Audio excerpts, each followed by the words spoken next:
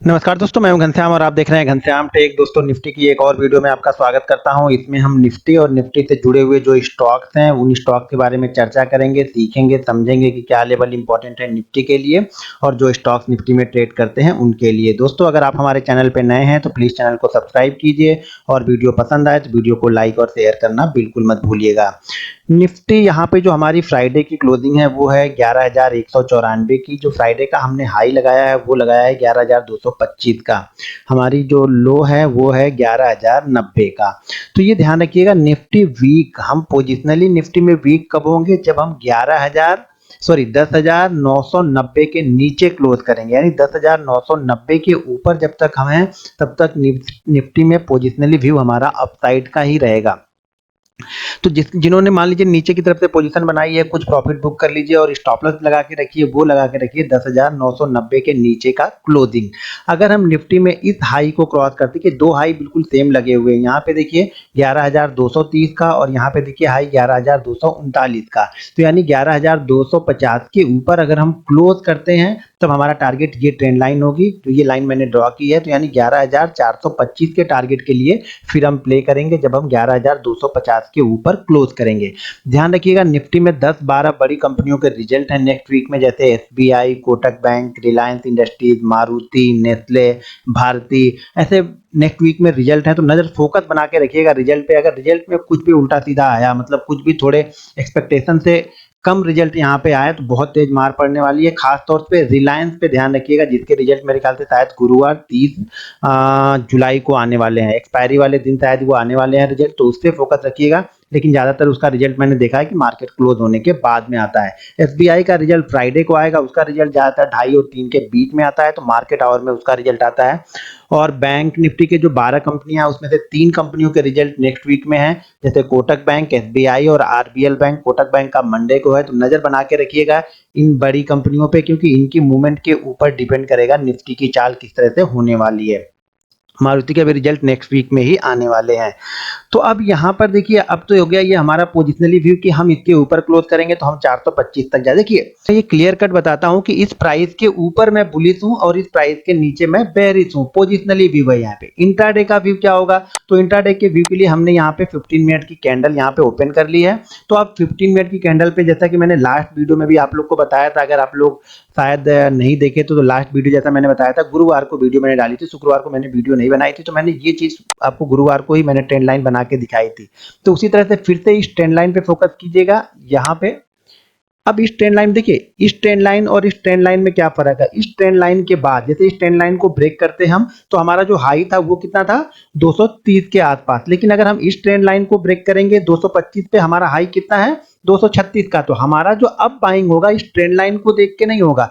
अब बाइंग हमारा तब होगा जब हम इस हाई के ऊपर निकलेंगे, ट्रेंड लाइन का ब्रेकआउट होगा, तो हमें एक पहला सिग्नल मिलेगा कि शायद मार्केट यहाँ से ऊपर की साइड में निकल सकता है। अब नेक्स्ट बाइंग हमारी होगी 240 के ऊपर, यानी इंट्राडे में निफ्टी 11,240 के ऊपर जाके सस्टेन करेगा, तब हमारी बाइंग होगी 11,270 और 11,300 के टारगेट के लिए निफ्टी में इंट्राडे में। अगर ये निफ्टी किसी भी कंडीशन में 11,150 के लेवल को ब्रेक करता है, 11,150, देखिए यहाँ पे अभी हम 11,150 को क्रॉस नहीं कर पा रहे थे।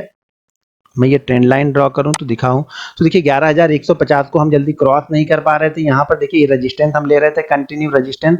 अब इसको हमने क्रॉस नहीं किया तो हम नीचे की साइड में बहुत तेजी से आए। हम यहाँ पे ओपन हुए, पहली बार जो पहला अटेम्प्ट था वहां पे नहीं गए, वापस नीचे की तरफ आए। तो 11,150 के नीचे अगर हम ट्रेड करना स्टार्ट कर देते हैं तो फिर से हम 11,100 के पास में यहाँ पे निफ्टी में आ सकते हैं। तो निफ्टी में नजर बना के रखिएगा, इंट्राडे के लिए 11,250 के ऊपर निकलता है, यानी 40-42 के ऊपर निकले तो आप रिस्क ले सकते हैं। तो हमारा टारगेट होगा 70 और 300 का।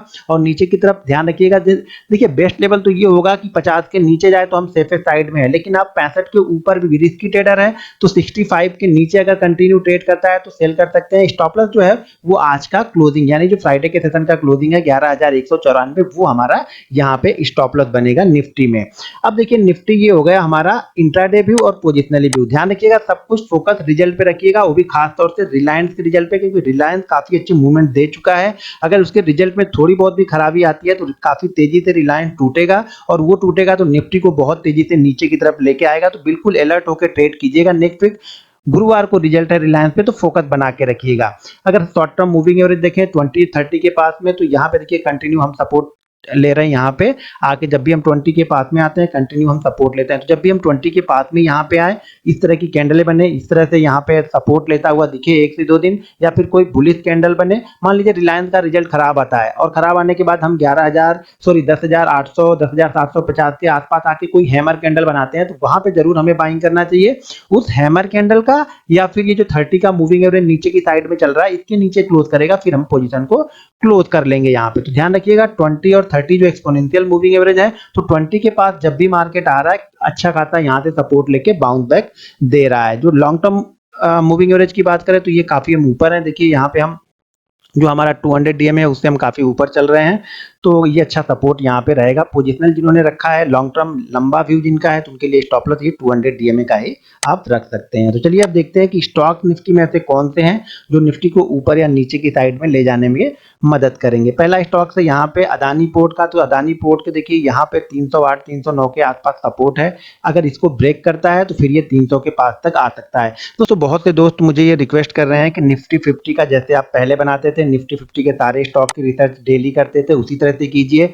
अभी मैंने क्या किया, नए में मैंने क्या किया है कि निफ्टी का मैं रिसर्च कर देता हूं और उसके साथ में जो बेस्ट स्टॉक मैंने 5-6 सेलेक्ट कर दिए हैं उसकी रिसर्च करता हूं। तो आप लोग मुझे कमेंट करके बताइए कि मैं किस तरह से वीडियो बनाऊं, निफ्टी 50 वाले, निफ्टी के साथ में निफ्टी 50 वाले स्टॉक्स रखूं, या निफ्टी के साथ में जो बेस्ट 5-6 स्टॉक्स हैं उनके बारे में चर्चा करूं, या निफ्टी 50 की वीडियो अलग बनाऊं और बेस्ट स्टॉक्स है जो उनकी वीडियो ही मैं एक अलग बना दूं। तो आप मुझे कमेंट करके जरूर बताइएगा, जिससे मुझे डिसीजन लेने में आसानी होगी। सबसे हमारा एशियन पेंट, तो एशियन पेंट में रजिस्टेंस ये 1760 का रजिस्टेंस है और नीचे की तरफ जो सपोर्ट है वो है 1660 का। तो 1660 के नीचे अगर ये क्लोज करता है तो इसमें भी काफी अच्छी मूवमेंट नीचे की साइड में देखने को मिल सकती है, तो नजर बना के रखिएगा यहाँ पे आप एशियन पेंट में। अगला बजाज ऑटो, देखिए बजाज ऑटो ने एक छोटा सा ब्रेकआउट यहाँ पे जरूर दिया है, लेकिन ध्यान रखिएगा जिन्होंने पोजीशन लिया है उनका स्टॉप लॉस ये ट्रेंड लाइन रहेगा।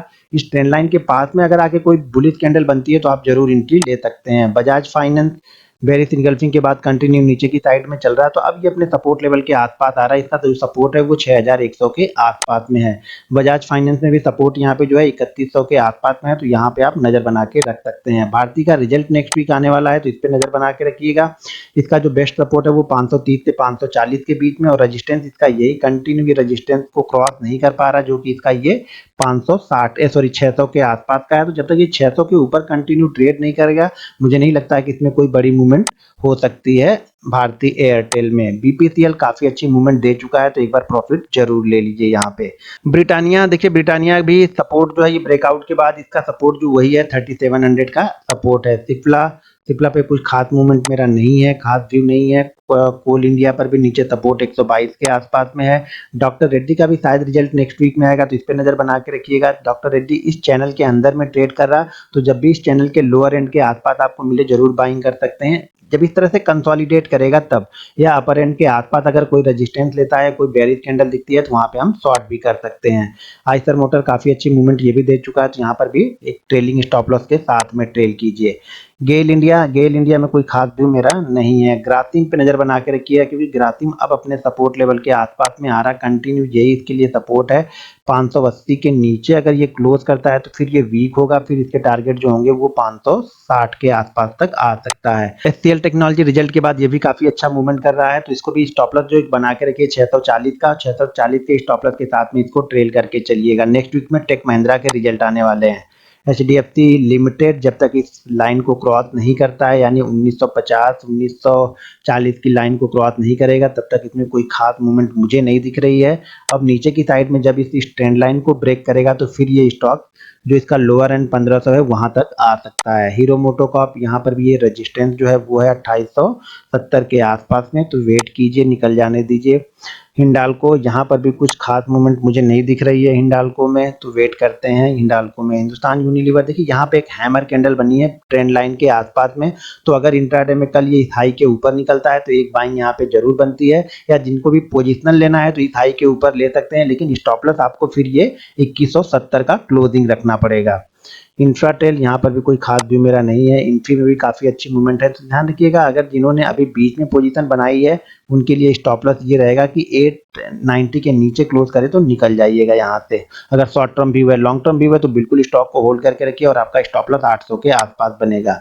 आईयूसी नजर बना के रखिएगा, 95 के ऊपर क्लोज करता है तो 100 और 105 तक जा सकता है। इसके भी रिजल्ट नेक्स्ट वीक में आएंगे। आईटीसी यहाँ पे कोई खास मूवमेंट मुझे नहीं दिख रही है। जेएसडब्ल्यू स्टील इस ट्रेंड लाइन पे ही चल रहा है, तो वेट करते हैं अभी।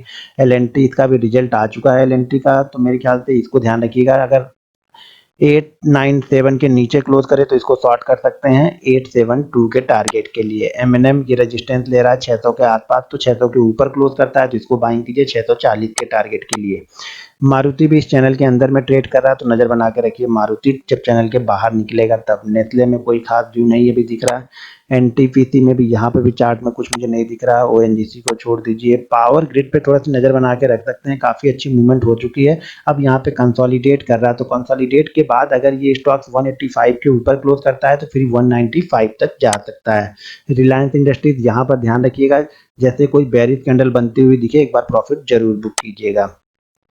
सन फार्मा वेट कीजिए, कुछ खास नहीं है। टाटा मोटर में भी स्ट्रॉन्ग जो सपोर्ट है वो 100 का है, तो 100 के नीचे अगर ये स्टॉक सस्टेन करने लगता है तो फिर काफ़ी तेजी से फिर ये 85 तक जा सकता है। Tata steel wait and watch, यहाँ पर भी देखिए बेरिश कैंडल बनी हुई है, उसके बाद से कंटिन्यू नीचे जा रहा है, तो अब ये बेरिश के ऊपर क्लोज करेगा तब हम देखेंगे। दोस्तों अगर आप भी हमारे सपोर्ट ग्रुप से जुड़ना चाहते हैं तो वीडियो के डिस्क्रिप्शन में एक लिंक है, उस लिंक के जरिए जाके आपको जीरोधा में अकाउंट ओपन करना है और अकाउंट ओपन होने के बाद आप हमारे सपोर्ट ग्रुप से जुड़ सकते हैं।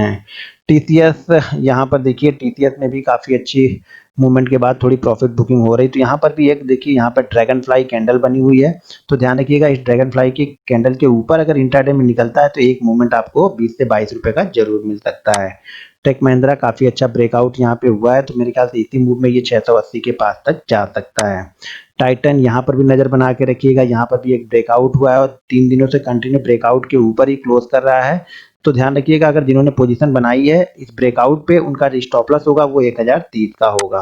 अल्ट्राटेक सीमेंट यहाँ पर कुछ भी नहीं है, छोड़ दीजिए। यूपीएल में भी कुछ खास नहीं है। वेदांता छोड़ दीजिए। विप्रो में भी अब नज़र बना के रखिए, विप्रो फिर से अगर विप्रो कल के हाई को निकालता है तो एक मोमेंट यहाँ पे 275 तक मिल सकती है आपको। चील में भी देखिए ये डाउन ट्रेंड में स्टॉक कंटिन्यू डाउन में जा रहा है, तो अगर इसको आपको कभी बाइंग का विचार आएगा तो इस ट्रेंड लाइन के ऊपर ही सोचिएगा। नीचे की साइड में जो सपोर्ट निकल के आएगा, अब वो सपोर्ट लगभग सपोर्ट के आसपास ही है, 145 से 150 का सपोर्ट है, तो इस बीच में इसको हम शॉर्ट नहीं करेंगे। दोस्तों ये थी हमारी आज की वीडियो पसंद आए तो वीडियो को लाइक और शेयर करना बिल्कुल मत भूलिएगा। नए मेहमानों से रिक्वेस्ट है कि चैनल को सब्सक्राइब करके जाइएगा। मिलते हैं नेक्स्ट वीडियो में। जय हिंद।